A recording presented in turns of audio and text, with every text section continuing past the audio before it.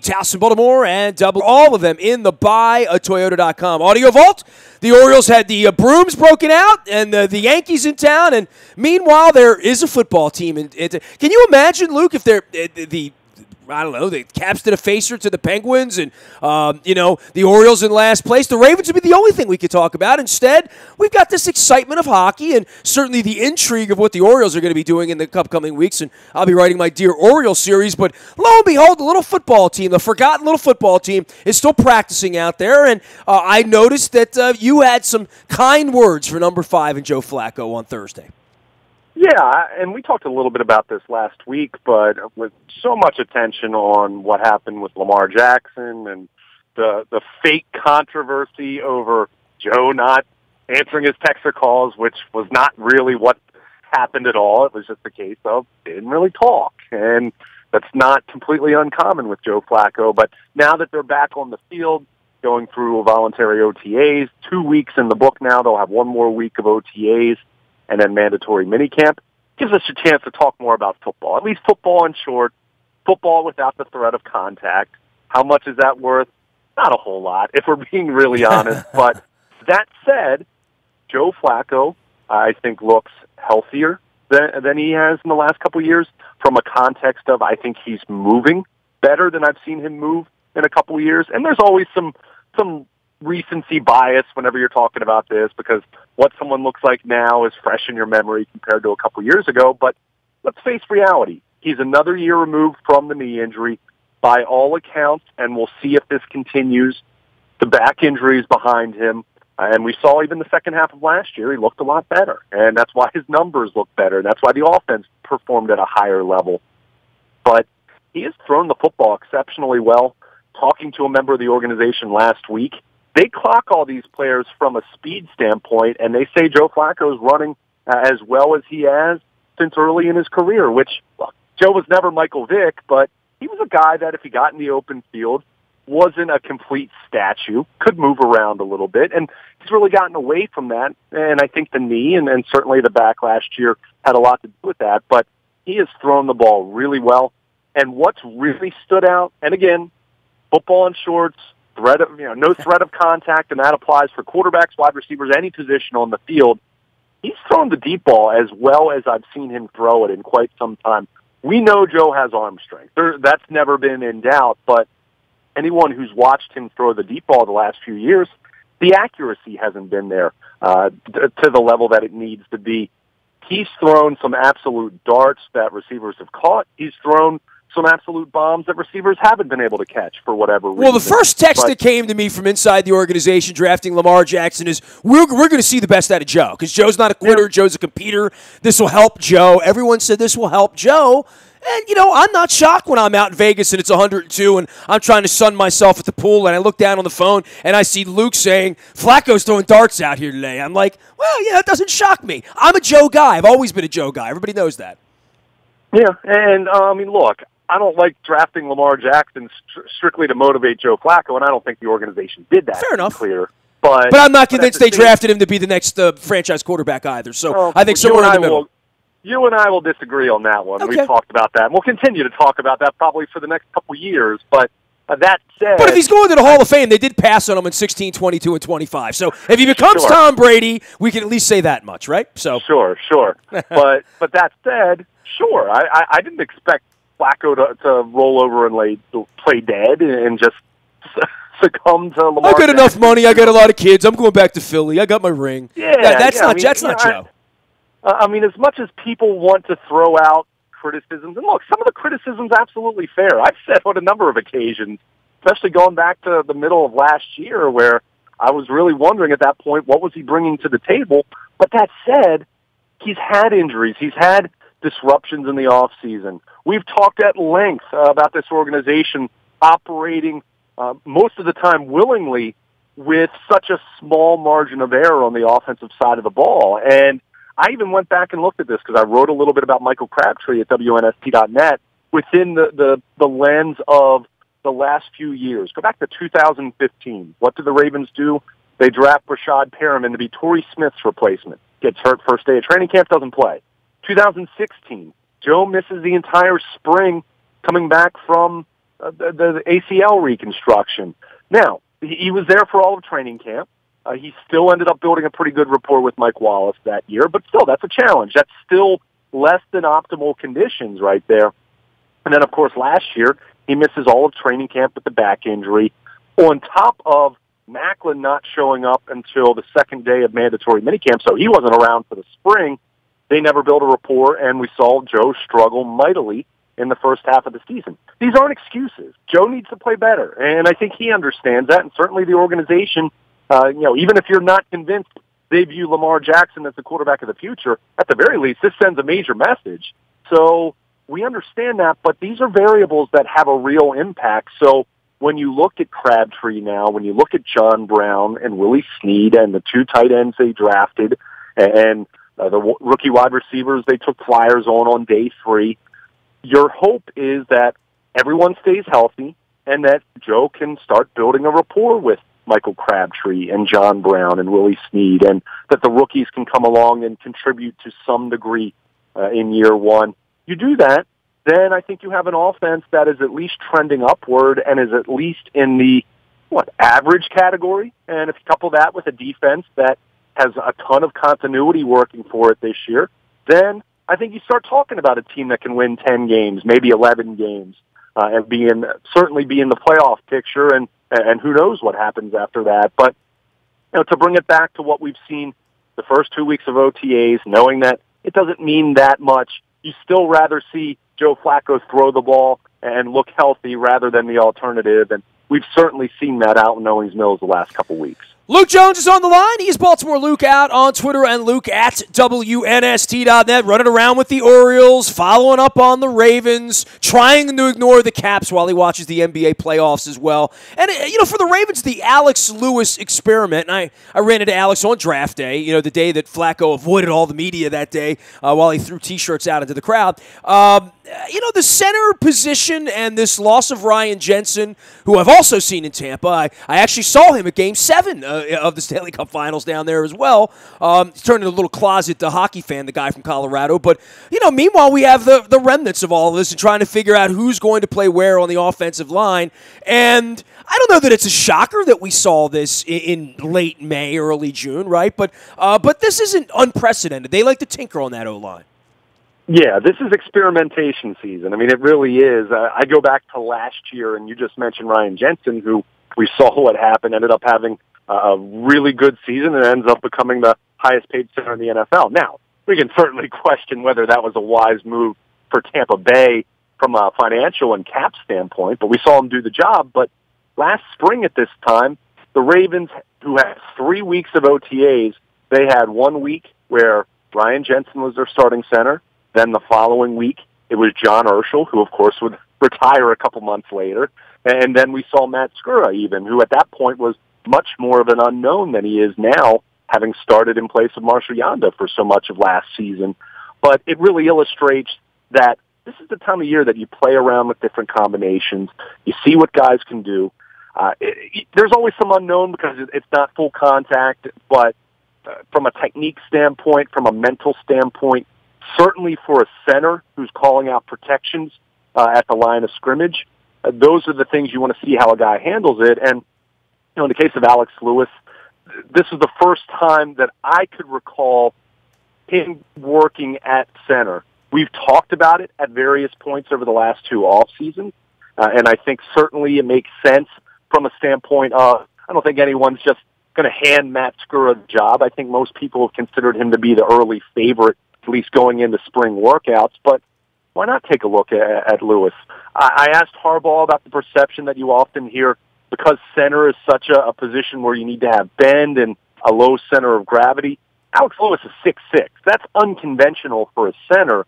So I asked Harbaugh about that, and that did not seem to be too big of a concern as long as Lewis can bend and can move and have that low center of gravity that you need to have to anchor as a center, because you can't give ground. Offensive tackles, the pass protection, you can give ground. Guard, you need to stand your ground more, certainly, but there's a little bit more leeway. Center, you give ground and you're right up in the quarterback's grill, and we certainly saw the Ravens have issues with that with Jeremy Zuda at various points going back the last 3 or 4 years. So we'll see. I don't. People were asking me on Twitter what I thought of Alex Lewis at center based on what happened on Thursday.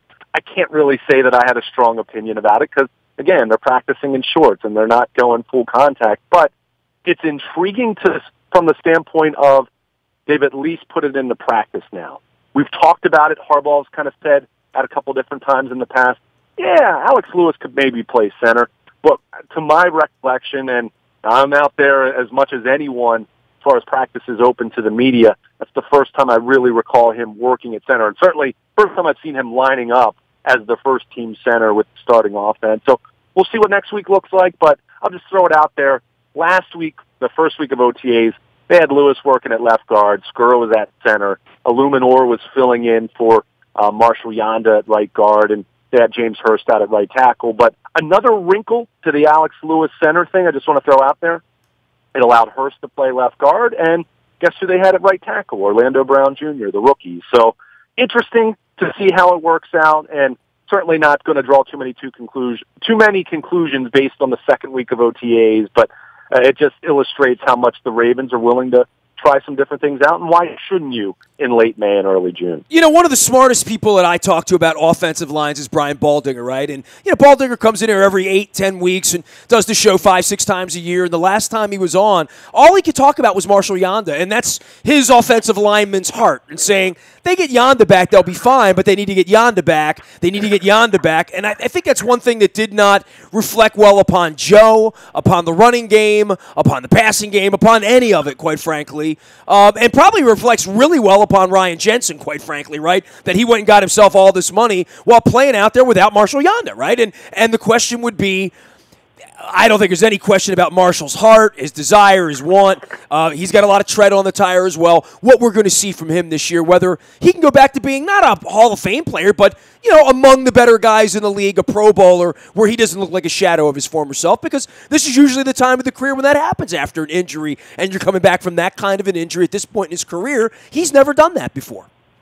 Yeah, I mean, it's definitely going to be a challenge for him. He's going to be 34 in September, which I will say this. If you look at over the history of the league, the guard position, for the best of the best, there are plenty of examples of guys playing into their mid-30s and still playing at a high level. So from that standpoint, history is a little bit more on his side compared to maybe some other positions. But that said, when you're 34, I mean, you're an old man in this league at age 34, and we've seen guys like Terrell Suggs continue to fight off Father Time, but for every example like that, there are some guys that, you know, whether it's injuries or just age or wear and tear. I mean, Marshall Yanda's played a heck of a lot of football, and he's played at a really high level of entering his 12th season. And to your point, remember, he had the ACL his second year, but beyond that, he's been a guy who's certainly played through injuries, but hasn't missed a whole lot of time until we saw what happened with the fractured ankle last year. And, you know, it wasn't just the bone, but, you know, ligaments, and, you know, that was a bad injury. And he's been at the facility, he's been out on the field, and, you know, hasn't been taking part in practice, obviously, but you can kind of see he still has that baby calf thing going a little bit that Ben Watson and Steve Smith talked about. They, of course, had the Achilles injuries in their respective situations, but in the case of Yanda, he's still working his way back to full strength. He's going to be ready for the start of the season. I don't think there's any doubting that, knowing him, but that is a fair question as far as, are they going to get the version of Marshall Yanda where he's still the best guard in football, and I firmly believe he still was in 2016, or is it going to be a little bit of a lesser version, which, if it's only a little bit, then you can work with that, because as much as this offensive line was discussed last year, the running game, I thought they did a really nice job. And to your point, speaks well for Jensen, speaks well for Matt Skura coming in and doing a respectable job, replacing a guy that, when it's all said and done, could be at least in the Hall of Fame conversation, if not more than that. So they did a really good job with their running game last year, considering the challenges they had at the guard position, because they lost Lewis as well before the season started. But to the point that Brian Baldinger made, I mean, Marshall Yanda he's a transcendent talent on the offensive line. It's crazy to say that, a transcendent talent at guard. Sounds kind of silly because you're not talking about a playmaker, but he's that good, and he's that great. And You really hope that he can come back and be a guy that's at least really close to the level where he was playing before the injury. And if he does, then I think the questions at the center position become a little less concerning. Not that they're not still concerning, but you plug in a guy like Yonder, and everyone else has a way of being able to get the job done a little more easily because he's just such a calming presence and he's a hell of a football player. Luke Jones can be reached Baltimore Luke at WNST.net as well as Luke at WNST.net.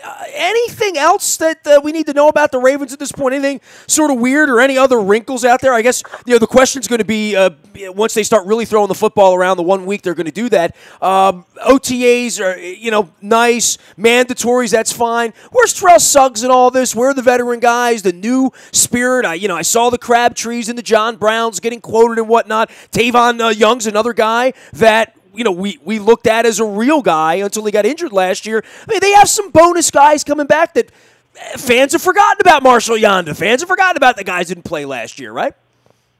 Yeah, I don't think too many people forget about Marshall Yonder, but you mentioned Pavan Young. He's someone that absolutely was forgotten about. You go back to 2016, much as Ronnie Stanley was the headline pick and the 6th overall, and he had a solid rookie season, don't get me wrong. Pavan Young was the surprise of that rookie class. He played at a really high level, started 11 games, had a couple interceptions. Playing in the nickel was one thing, but he played pretty well on the outside even. Now, fast forward a couple years later, not really a guy you point to and say, I think he's going to be a starting outside corner for this team because they have Brandon Carr and Marlon Humphrey, and all signs, at least early signs, are pointing to optimism that Jimmy Smith will be ready for the start of the season. So you're pretty good there, but at the nickel spot, as much as Maurice Kennedy, I thought, did some nice things last year, the last play of the season notwithstanding, but what was essentially his rookie season, Pavan Young's a guy that is that prototypical slot corner. So I think he's someone that can really shine, and I think he's someone that is eager to prove that, hey, I was a really good player my rookie year. Don't sleep on me. And the one thing interesting about him compared to a lot of guys coming back from major injuries, he tore his ACL, I think it was May 31st last year. He had so much time to rehab that he's really close to 100% right now, which is, that's pretty rare for a guy coming back from an ACL. There's so many other guys like Albert McClellan and Bam Bradley and Jalen Hill are coming back from ACL injuries, and they're still not on the practice field because theirs occurred later. So that's one silver lining for him, but definitely interested to see how he's going to perform. And I think he's moved well in the couple practices we've been able to watch. But overall, good attendance at OTAs. It was a total of 10 players that weren't on the field on Thursday. That's 10 out of 91. Keep in mind they have the fullback from Germany on their roster exemption, so they have 91 We're players. pulling for him specifically, especially in the World Cup this month. Yeah. He wasn't on the field for the first week. I think he just arrived at the team's facility for the second week, unless he was dealing with an issue. We haven't had a chance to really see too much of him yet, so I don't want to throw out any observations, but it's cool nonetheless, and you definitely root for him. But Suggs has been in the building. They're holding him out during OTAs. That's a hardball decision right there.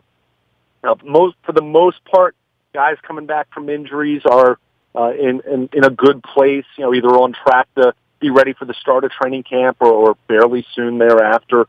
But a couple guys to keep an eye on right now. Harbaugh revealed Anthony Levine had foot surgery. Remember, he got hurt in the season finale last year and didn't find out that he had surgery until Thursday. When I asked Harbaugh about Levine not being out there, and he revealed he had surgery. So, a foot for a defensive back, that's always worrisome, but sounds like he'll be ready to go for the start of camp. And the other name, I threw it out there, Maurice Kennedy. Remember, he had the meniscus surgery back in August last year and missed the first half of the season.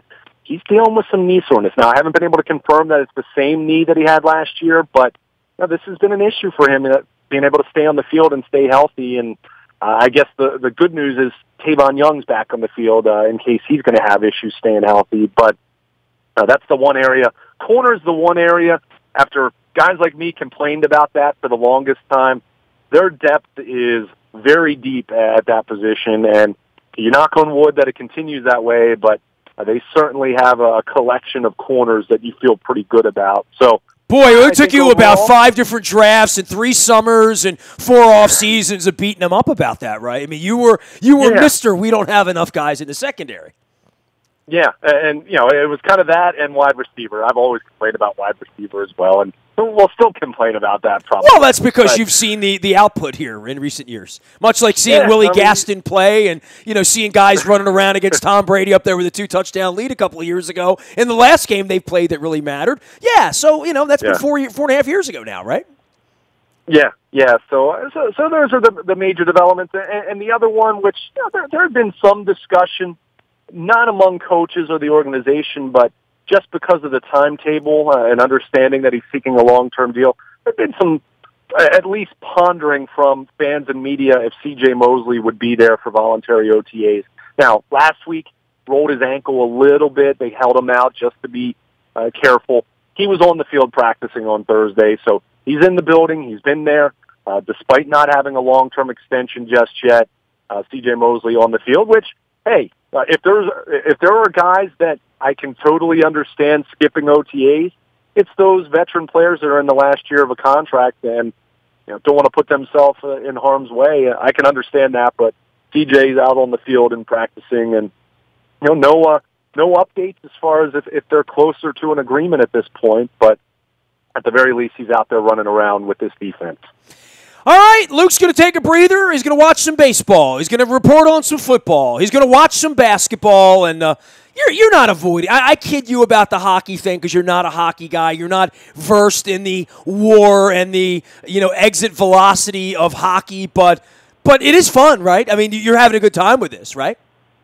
Oh, sure. I mean, at most years, and I'm not going to say I religiously watch Stanley Cup playoffs, but most years I'll check it out a little bit. I mean, I'm not a hockey guy because I didn't grow up with it, but I certainly respect the game, and it's been fun to watch. And certainly, these two teams with this story, with Vegas being an expansion team, and all the connections with the Caps, and then the Caps to be in this position for the first time in 20 years, and to actually win a Stanley Cup playoff game and be in the midst of a really good series. I mean, that's pretty cool, even for people that aren't rocking the red, but are just enjoying the run. It's definitely been fun to watch. I'm rocking my red. You can find Luke at Baltimore Luke and Luke at WNST.net. You can find lots of hockey in the BuyAToyota.com audio vault as we rev up for Week 2 of the Stanley Cup Finals, as well as, Week 9 of the Orioles being in last place and Week 6 of the watch of Manny Machado. Any breaking news happens